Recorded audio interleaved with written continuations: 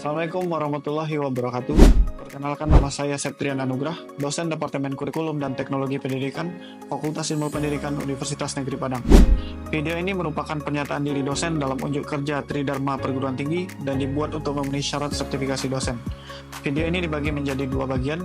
Yang pertama RPS pada mata kuliah komputer multimedia, yang kedua pembelajaran di dalam kelas. Pada sesi pertama ini, saya akan menjelaskan RPS mata kuliah komputer multimedia. Mata kuliah komputer multimedia merupakan mata kuliah wajib bagi mahasiswa Departemen Kurikulum dan Teknologi Pendidikan di Universitas Negeri Padang. Mata kuliah ini dapat diambil mahasiswa pada semester 6. Mata kuliah multimedia ini memberikan wawasan kepada mahasiswa tentang komputer multimedia dalam pendidikan, membahas konsep, prinsip, serta penerapan teknologi multimedia dalam konteks pembelajaran. Mata kuliah ini dirancang untuk membekali mahasiswa dengan pengetahuan dan keterampilan dalam merancang, mengembangkan, dan mengevaluasi media pembelajaran berbasis multimedia. Mahasiswa akan mempelajari elemen-elemen multimedia seperti teks, gambar, audio, video, dan animasi, serta teknik pengolahan dan integrasinya ke dalam produk pembelajaran interaktif menggunakan perangkat lunak multimedia. Selain itu, mata kuliah ini juga membahas aspek pedagogis dalam penggunaan multimedia, seperti peran multimedia dalam mendukung gaya belajar, keterlibatan siswa, dan efektivitas pembelajaran. Dalam mata kuliah komputer multimedia, terdapat 6 bahan kajian, yaitu konsep dasar multimedia dan hubungannya dengan pendidikan, pembahasan mengenai jenis teks dalam konteks multimedia pendidikan, definisi dan format gambar digital, perangkat keras grafis, mendukung pengolahan visual, mekanisme transmisi gambar dan sistem digital, serta pemanfaatan perangkat terkait untuk merancang dan mengembangkan media pembelajaran berbasis komputer. Yang selanjutnya definisi suara, audio digital, pengkodean audio digital, konsep MIDI, beberapa format audio, dan penggunaan software yang terkait. Yang keempat, definisi dan representasi video, transmisi video, format file video, karakteristik video, dan penggunaan software yang terkait. Bahan kajian kelima, definisi kompresi, format karakteristik lossy dan lossless, dan kompresi teks.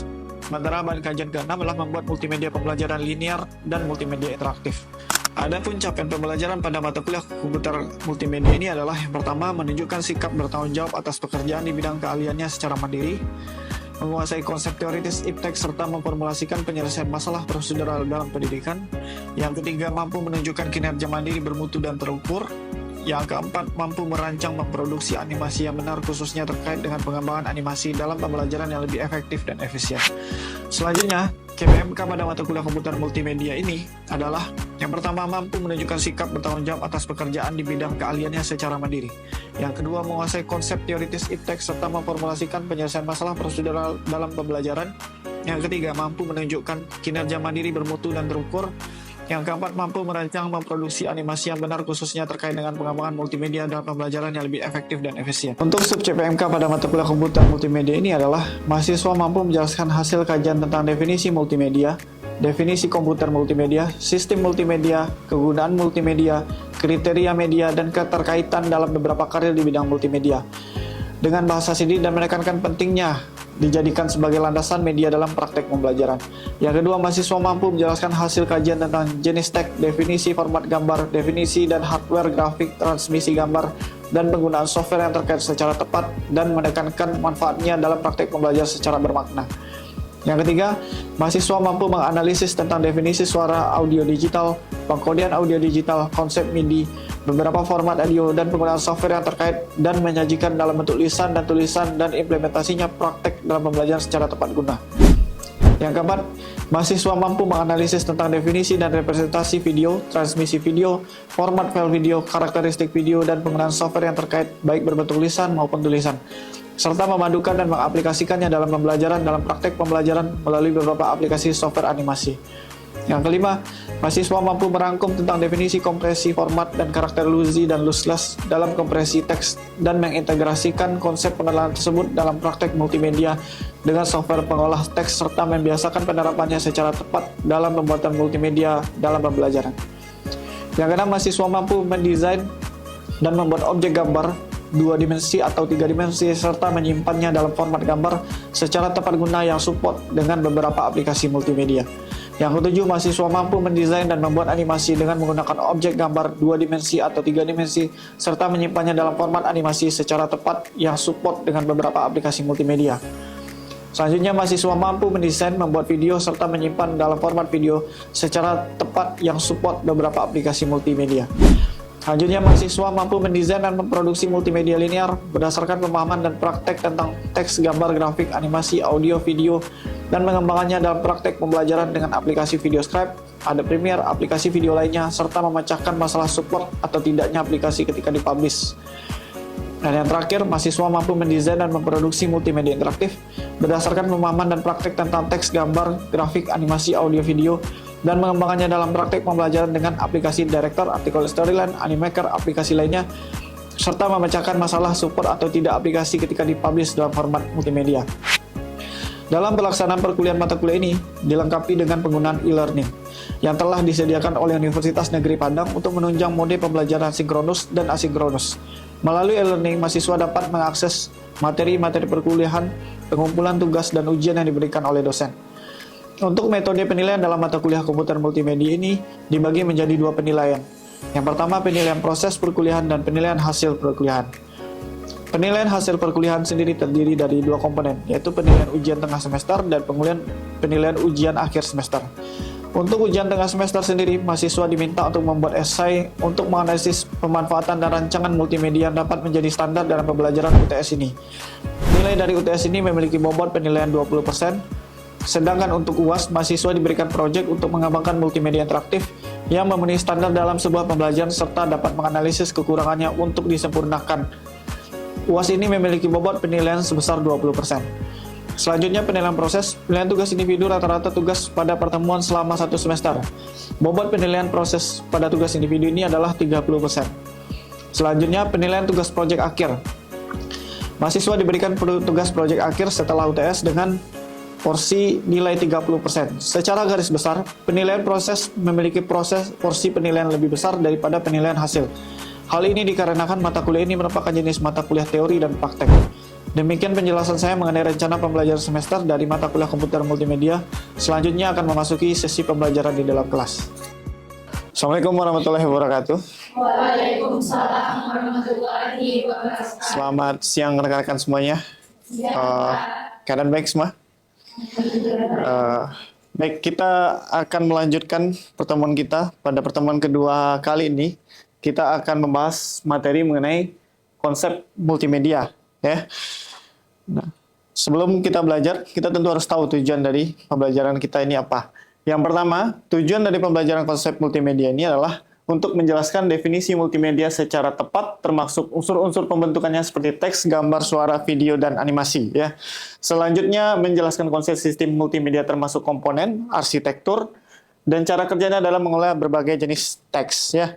Selanjutnya, menjelaskan kriteria media yang baik untuk pembelajaran komunikasi seperti efektivitas, efisiensi, interaktivitas, dan juga keterpaduannya. Selanjutnya, menguraikan berbagai kegunaan multimedia dalam berbagai bidang seperti pendidikan, hiburan, bisnis, dan periklanan. Yang terakhir, mengekspresikan keterkaitan dan mengenali peluang karir di bidang multimedia seperti desain grafis, animator, pengembang aplikasi multimedia, videografer, dan profesi terkait lainnya. Ya. Sebelum kita menjelaskan tentang multimedia, apakah saudara tahu? Kan sering dengar kata multimedia.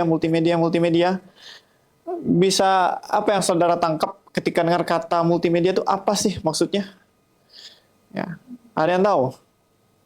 Kita sering dengar sehari-hari multimedia ini. Nah, sekarang apa yang saudara ketahui tentang multimedia sendiri? Ya, silakan Nazari.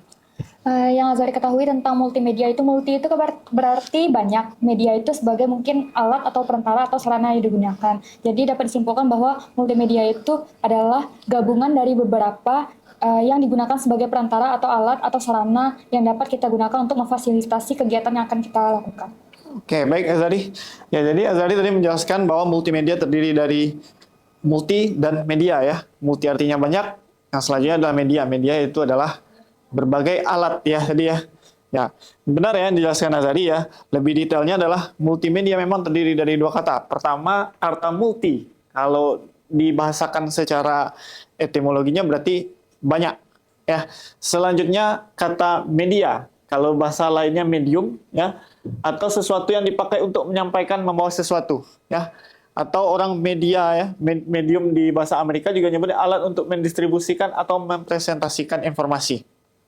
Ya. Nah, jadi bisa dikatakan multimedia adalah sebuah cara untuk menyampaikan informasi melalui berbagai bentuk seperti teks, gambar, animasi, dan suara. Ya. Nah, selanjutnya, beberapa para ahli juga telah menyampaikan bahwa definisi multimedia mulai dari tahun 93 ya, ini tergantung dari multimedia pada zamannya. Ya, jadi ketika multimedia di zamannya ini seperti inilah pengertiannya. Ya, jadi pengertian itu berkembang terus. Pada tahun 93, multimedia sebagai kumpulan media berbasis komputer dan sistem komunikasi untuk memiliki peran dan untuk membangun, menyimpan, menghantarkan, dan menerima informasi dalam bentuk teks, audio, video, dan sebagainya. Ya, itu Gajewski tahun 1993. Selanjutnya, Obliger juga pada tahun 1993 menyampaikan bahwa multimedia merupakan penyatuan dua atau lebih media komunikasi seperti teks, grafik, animasi, audio, video dengan ciri interaktivitas komputer menghasilkan satu presentasi menarik. Ya, karena pada tahun 93 multimedia erat kaitannya dengan komputer. Karena pada tahun itu barang elektronik atau digital yang tercanggih adalah komputer. Ya. Selanjutnya pada tahun 2021 Munir dan Halimah, multimedia sebagai keterpaduan di antara berbagai media, teks, gambar, video, animasi dalam satu media. Selanjutnya juga Hofstadter dalam tahun 2001, penggunaan komputer untuk menggabungkan teks, suara, gambar, animasi, video dengan alat bantu tool, sehingga pengguna dapat melakukan navigasi dan berinteraksi dan berkomunikasi. Ya, ketika tahun-tahun lebih tinggi, multimedia tidak terbatas hanya menggunakan komputer. Ya, makanya komputer yang dimaksud adalah komputer box ya. Ketika zaman makin berkembang, komputer yang dimaksud bukan hanya komputer box saja atau CPU saja, tapi mulai dari handphone ya, tablet ya, sudah mulai berkembang di situ.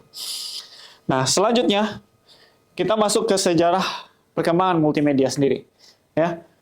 Mulai dari tahun 1966 ya, multimedia digunakan pertama kali secara digital ya, itu digunakan pada saat konser artis ya, penulis lagu Bob Goldstein ya, dia menggunakan unsur multimedia dalam acara konser nyanyinya pada tahun 1966 ya. Selanjutnya muncullah Viewtron ya.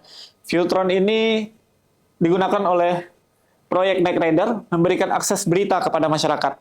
Jadi multimedia mulai berkembang pada tahun 1983-86, itu mulai komputer digunakan ya, komputer digunakan secara umum, secara masif di publik, digunakanlah multimedia untuk menyampaikan sebuah berita ya. Selanjutnya pada tahun 1994 World Wide Web ya, atau kita lebih mengenalnya dalam bentuk internet dan sebagainya ya. Ini mulai masuk berita di CNN, Sisego, Tribun, dan News Observer. Ya, jadi dia udah mulai tidak hanya di Viewtron saja, tapi sudah masuk ke jejaring di dunia internet. Ya, tapi kalau ditarik lebih dalam lagi, pada tahun 1906, ya, multimedia juga sudah digunakan pada media cetak, walaupun unsur animasi tidak dan audio tidak ada. Ya, pada tahun 1906, multimedia digunakan pada media cetak hanya menggunakan dua komponen, yaitu gambar dan teks pada saat itu. Ya. Selanjutnya, jenis multimedia. Ya. Multimedia ada tiga. Yang pertama multimedia linear, multimedia interaktif, dan multimedia hyperaktif. Nah, saya akan kasih contoh. Bisakah saudara menyebutkan di antara contoh-contoh yang saya berikan ini, mana yang masuk multimedia linear, mana yang masuk multimedia interaktif, dan mana yang masuk dalam multimedia hyperaktif. Ya.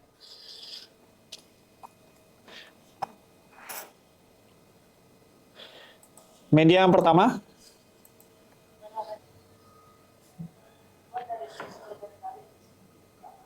ini media yang pertama ya.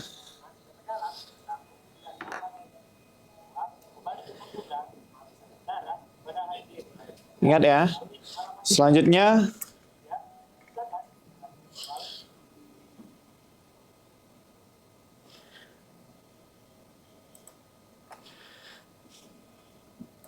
ini ada media yang kedua, ya.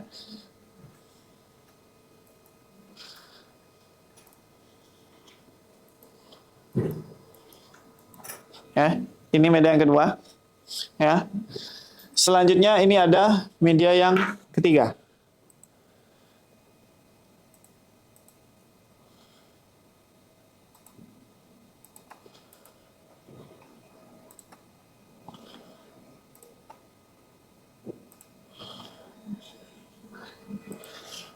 Nah, di antara tiga media ini, di antara ketiga media tersebut, manakah menurut saudara yang termasuk dalam kategori-kategori tiga ini?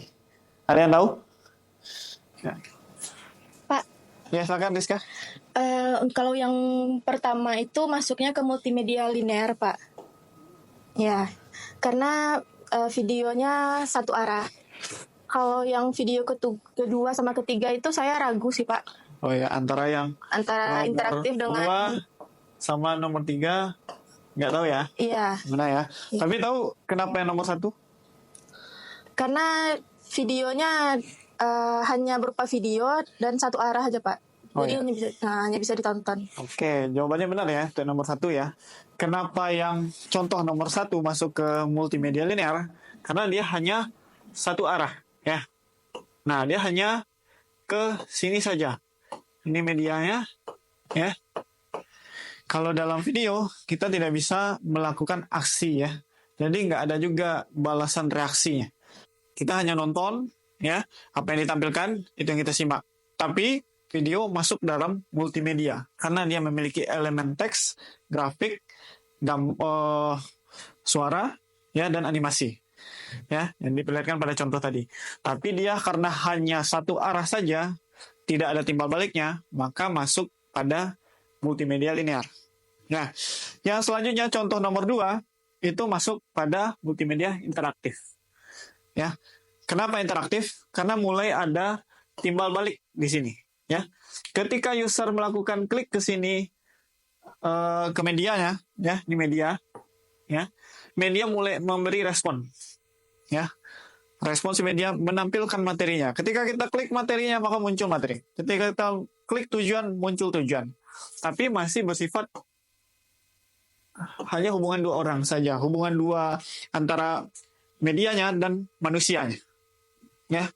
Nah, sementara yang ketiga atau media yang ketiga yang saya lihatkan tadi itu masuk ke hyperactive media, ya. Kalau nomor 3 ini satu media bisa banyak user penggunanya sekaligus dengan terhubung melalui internet, ya. Nah, jadi dalam satu media bisa dilakukan berbagai macam user berinteraksi. Ini bisa berinteraksi sini, ini bisa berinteraksi sini, ini bisa sini, langsung timbal baliknya muncul. Ya, itu membedakannya antara multimedia linear, multimedia interaktif, dan multimedia hyperaktif. Ya. Ya. Oke, sementara untuk multimedia interaktif itu contoh-contohnya dia harus berhubungan dengan internet. Contohnya e-learning. Ya, dia punya elemen teks, suara, grafik, dan diakses oleh orang banyak sekaligus dalam waktu yang bisa hampir sama atau berbeda. Ya, makanya dia termasuk dalam multimedia interaktif karena dari satu media bisa diakses oleh banyak orang sekaligus. Ya, kita lanjut. Nah, sistem multimedia. Nah, ini ada terbagi menjadi dua juga. Ya, yang pertama bersifat standalone atau berdiri sendiri. Yang kedua itu sistem multimedia berbasis jaringan. Nah, yang standalone berarti dia membutuhkan CD. Ya, dia bersifat sendiri mandiri. Artinya saya sudah memprogram sebuah CD, lalu saya bagikan, saudara belajar sendiri dari CD tersebut. Ya. Nah, sementara kalau sistem multimedia berbasis jaringan itu dilakukan menggunakan internet, saya mengisinya melalui mungkin platform e-learning dan sebagainya, ya. Lalu nanti saudara mengaksesnya, ya.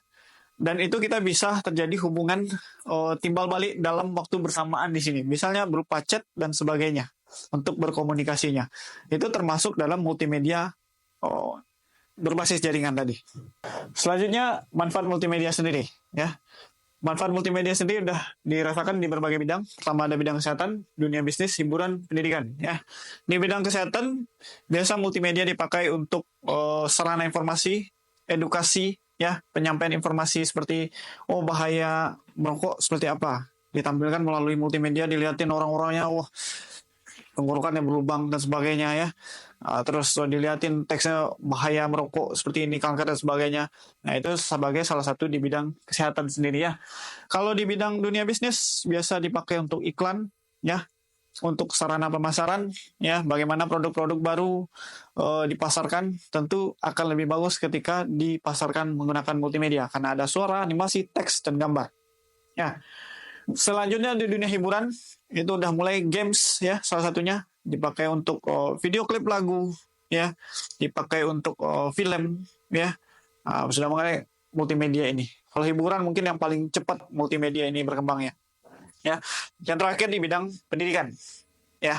Sekarang di mana saja sekolah atau kampus pasti gurunya pakai media pembelajaran rata-rata.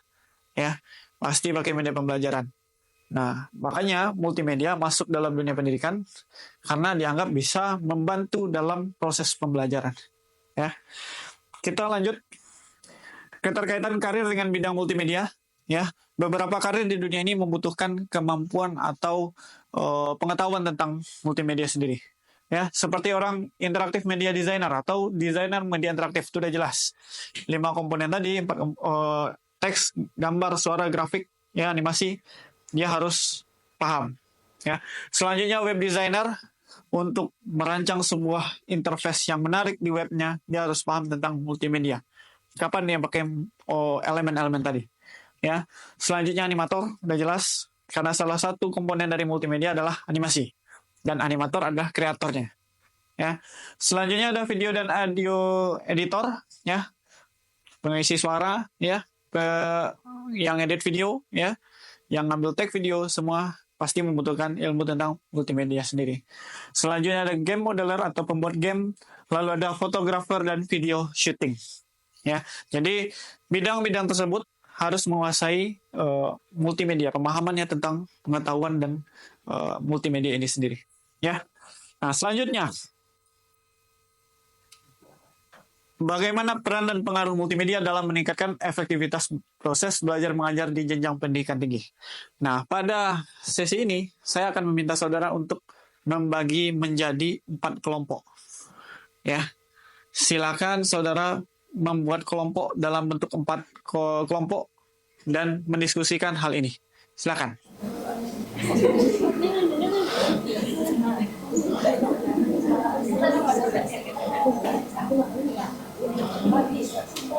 Baik, rekan-rekan sekalian, silakan dikemukakan hasil diskusinya. Kelompok 2 silakan.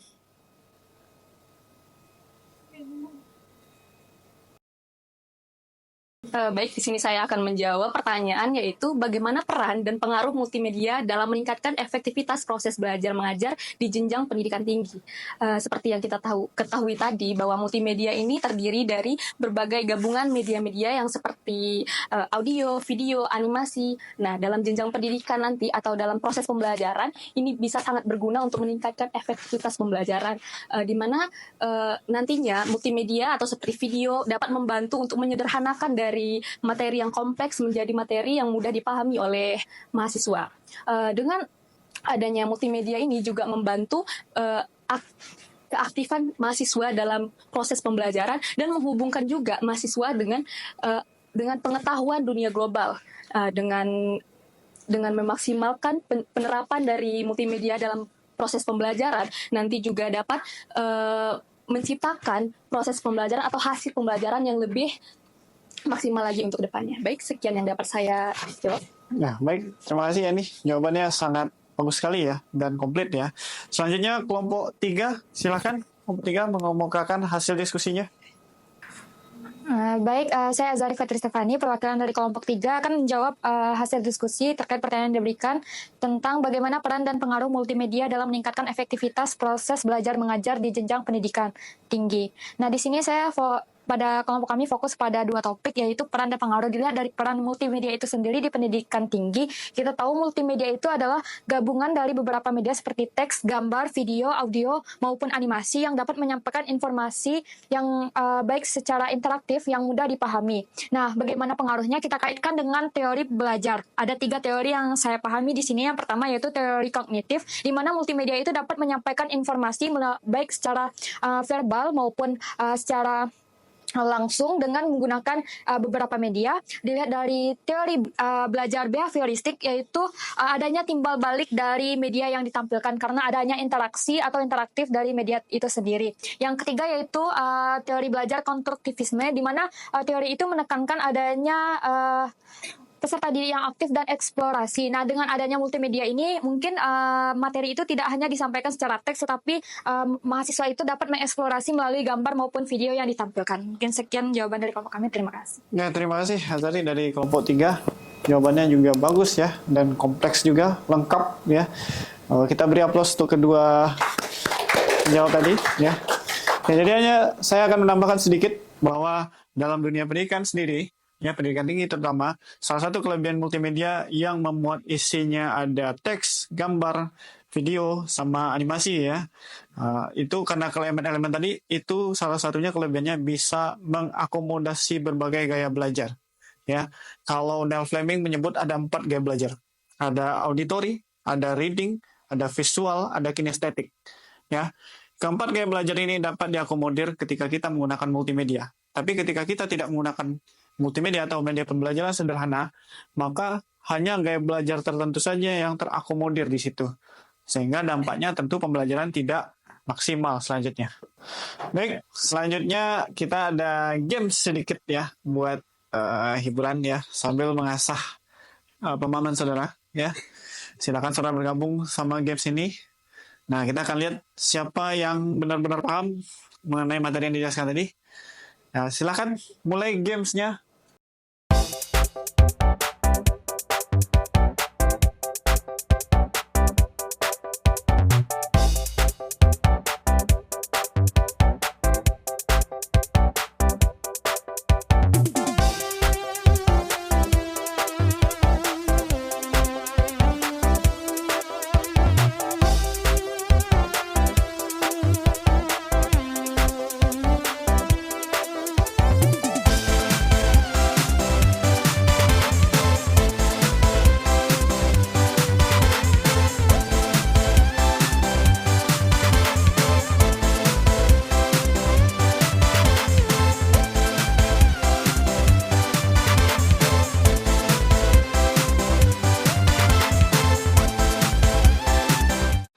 Baik, setelah kuis diadakan games tadi, seru nggak?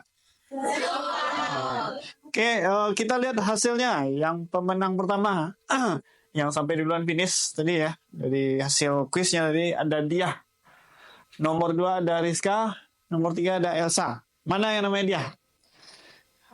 Nah, silakan berdiri dia. Ya, mari kita beri tepuk tangan.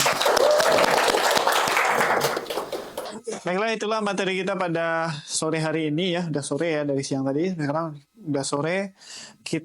Marilah kita tutup perkuliahan hari ini ya. Saya tutup perkuliahan ini dengan membaca alhamdulillah. Alhamdulillahirrahmanirrahim. Semoga yang bermanfaat. Assalamualaikum warahmatullahi wabarakatuh. Waalaikumsalam warahmatullahi wabarakatuh. Sekian video rekaman proses pembelajaran untuk mata kuliah komputer multimedia pada Departemen Kurikulum dan Teknologi Pendidikan Universitas Negeri Padang. Video ini digunakan sebagai salah satu syarat penyusunan dokumen pernyataan diri dosen dalam Unjuk Kerja Tridharma Perguruan Tinggi atau PDD UKT PT. Akhir kata saya ucapkan Assalamualaikum warahmatullahi wabarakatuh.